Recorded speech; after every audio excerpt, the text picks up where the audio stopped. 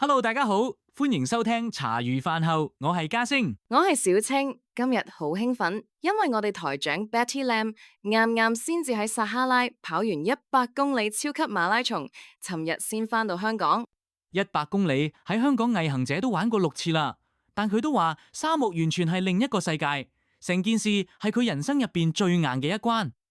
係啊，香港有路有樹有燈，去到撒哈拉就淨係得沙同風。佢話成程都要揾大會喺路邊插嗰啲細細支標杆柱，夜晚冇光更加心驚。佢第一晚就喺沙漠度迷路，行咗差唔多2-3公里，先發現方向唔啱。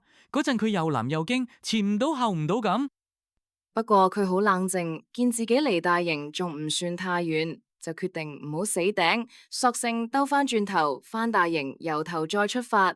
呢個決定其實好叻，肯認錯路，肯重來，唔容易噶。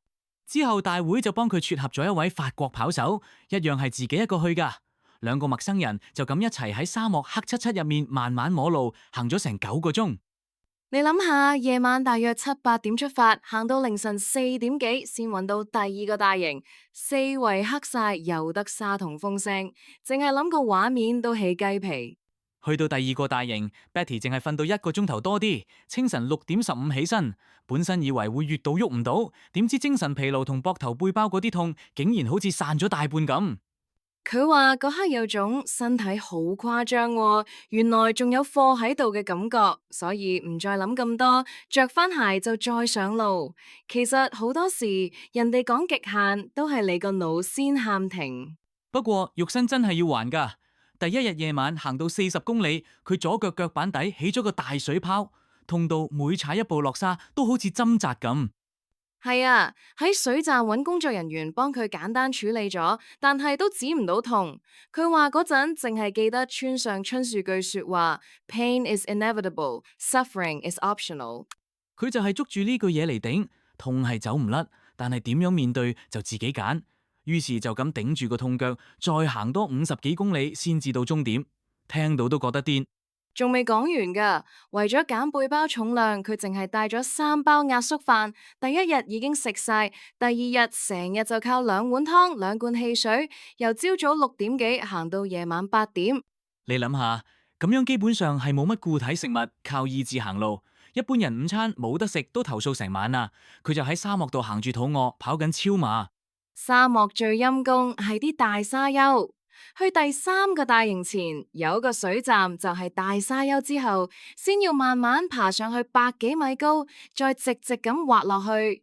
Betty 話佢落個沙丘嗰陣，腳又酸，腳底又起泡，個人歪嚟歪去，最後仲喺沙上面成個仆低，喺下面望住嘅工作人員都替佢捏一把汗。之後先同佢講，以為你落唔到嚟啦，但係就係咁樣，一跤又一跤，一步又一步，佢冇放棄，一直向前。